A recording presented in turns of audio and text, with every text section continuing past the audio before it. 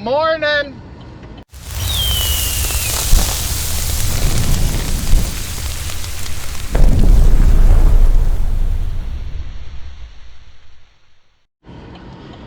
What we got going on today is planting.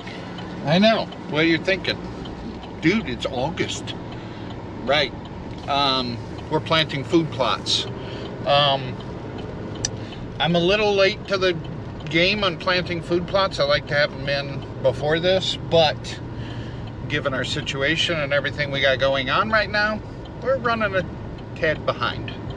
I went yesterday and I did some rototilling. We're doing a custom food plot for one of our landlords. I rototilled up his ground yesterday and parked the tractor at one of our fields, and right now I'm pulling the little planters down with my pickup truck, and I'm gonna go rototill our place and then unhook the rototiller, hook up to the planters, go plant the neighbors or the landlord's food plot for him, and then come back and work on our own stuff. At least that's the plan. And we are about a week away from the bike build competition. August 23rd in Owasso, Michigan at the Owasso Vintage Motorcycle Days. The Wild Stallion Bike Build Competition will be unveiled. You'll be able to vote on all the bikes, maybe hopefully mine, but I want you guys to show up and vote. Vote for whatever bike that you feel is best. I have kind of been seeing bits and pieces of the other builders' bikes, and they all look phenomenal. Like, it's going to be a tough competition. I don't foresee myself winning, I'll be honest with you. And right now, I haven't even been able to start the bike yet. I still have to do electrical work to it and hook up fuel lines, and then I should be able to fire it up and ride it. But finding time to do it right now is a challenge for me. I have been working all day, and then I go home and make dinner and do the dishes and do laundry and mow the yard, things like that. Let me take this call. Sorry about that. Yeah, like I was saying, I'm having a hard time finding time to finish the bike build with everything that's been going on and everything I got to do. But it's close. Just gotta spend a little more time. Maybe I gotta stay up later at night and work on it out in the garage. I don't know. But my goal is to have it running by this weekend, because this weekend we got a party at our house, and then from there I've got a lot of stuff going on next week. So at least that's my plan. I don't know if it'll happen, but that's my plan. Also this week we have the wedding going on across from our barn, so they're going to be using our barnyard for parking, so I gotta clean up the barnyard and everything this week also, so they have room to park cars. That's going to be a little time consuming also, but not bad. I've been kind of picking at it little by little here. So the biggest thing is just getting tractors moved out of the way, get this little tractor back home so I can put the bucket on it and kind of backblade the barnyard and level it out, and get the delivery trucks out of the barnyard and up parked at another barn for just the weekend, and we'll make it. We can do it. First things first, I gotta plant this food plot, because they're talking rain this afternoon.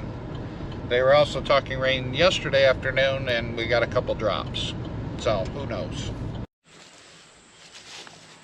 Shouldn't hit the truck tucked into the trees like that. At least I wouldn't think. But at any rate, this is the little planters that we use to plant our food plots with. Just a little 8-foot drill, Works perfect.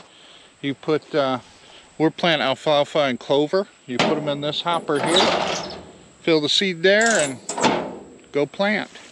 But I have to walk way over there to get the tractor because of the fact that that's where I'm going to start rototilling, and I'm going to end rototilling over here, and then unhook the tiller, hook up to the planters, and go plant.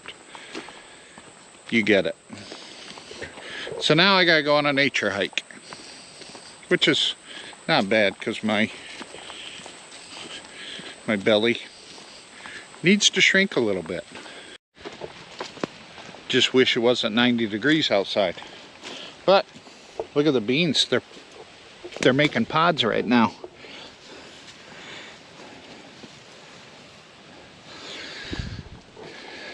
We could use a shot of rain, that's for sure. This is the field that I cut in half. I planted corn on one end of it, one side of it, and beans on the other side of it. So I think I'm going to shoot right down the edge of the corns and beans. That way we can look at the corn, because it's been a while since I've been out here to look at this corn. I looked at the corn up by the road and corn in other fields, but this one, because it's so far off the beaten path, I kind of neglected to look at it. But it looks like it's doing decent. Can't complain too bad, I guess. Now when you see corn down like that, that's from raccoons. Deer will do this. Deer will just eat on the cob while it's still up. They don't knock the stalk down. Raccoons knock the stalk down to get the corn. Just a little tidbit. Corn is, well, corn is up there. It's a good 7 foot. Can't complain too bad. Ears look decent. Whoa, whoa. Look at this.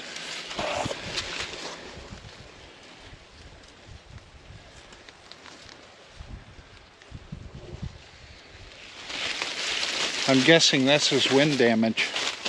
Holy crap. Stalks are broke right over.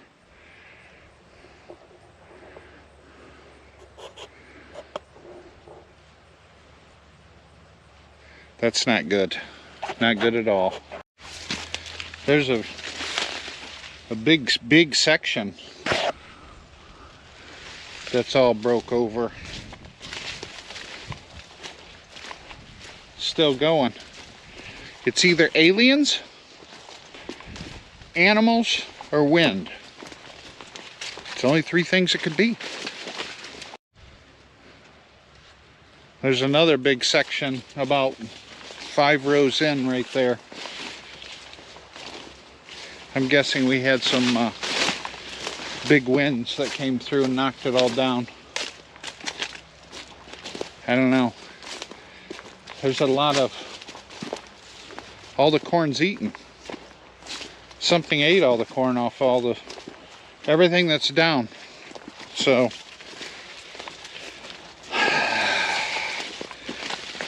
this is why we plant food plots, to try and keep the animals out of our standing crops as much as possible,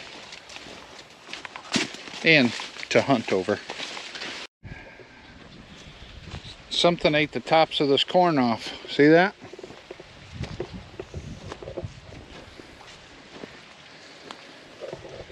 The whole top of the stalk's gone. And this is a bad thing. I know some of you are going, well, you can still see ears there, but they're not going to produce anything. And let me explain to you why. Corn stalks, let me find one that's got a good ear on it. I don't see any with good ears on it right now. But what it happens is, when corn grows, it starts producing an ear, which, like this. The silk coming out of the ears, right here. Every one of those threads is attached to a kernel of corn. So as the wind blows, the tassel up here, those little things right there, they fall down and pollinate the silk, which pollinates the kernel of corn in the ear, which causes it to grow. So like right here, this doesn't have a tassel on it, so there's no pollination getting to that kernel of corn, so it's not going to produce corn. That's the problem. That's why, ooh, there's a deer running through the field.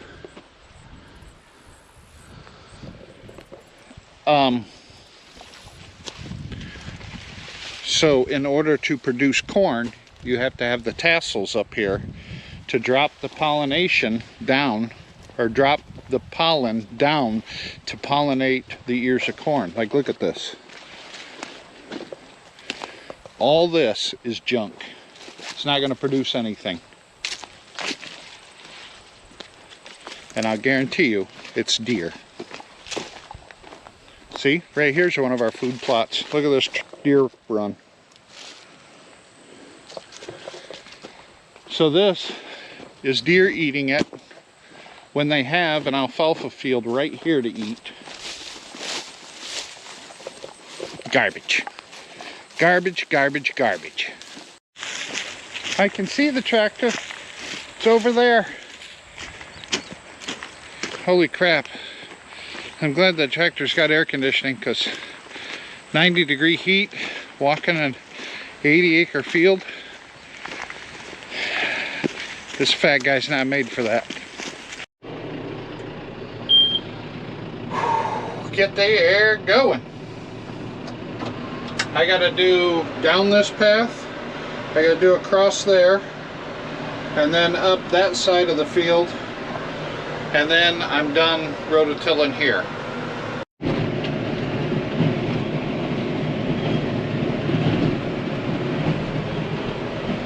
Apparently there's a fair amount of rocks in here. Imagine that. Alright, I finally made it out to plant some, basically planting clover is what we're planting. This is one of our landlord's food plots we're going to plant clover in. I already have the drag chains. I put those on already. Those, what they do is, because the seed is so small, we're dropping it on the ground.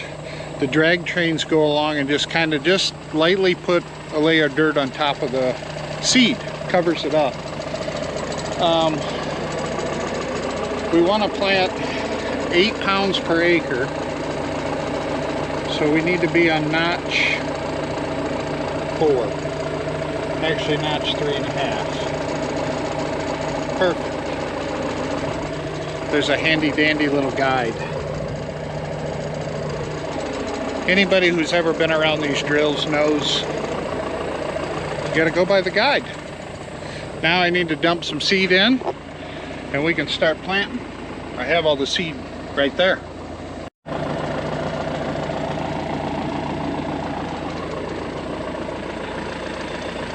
Let's plant. What I need to do is run this a little bit, and then make sure there's seed coming out, basically, is what I need to do. And then I can start going to town. Yep, we have seed. The little blue and yellow dots right there.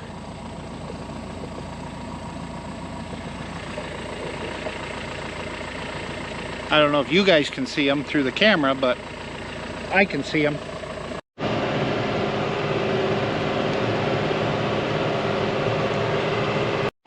Alright, landlord's planting is done, and well, that's how much seed I have left over.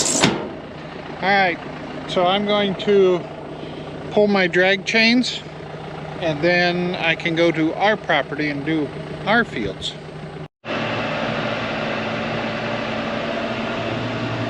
Food plot number 2. Can you tell I'm not driving by GPS? I'm not used to this old school stuff. I don't even have a monitor in here to tell me if a seed tube is plugged up. Garbage. All right, my day is done.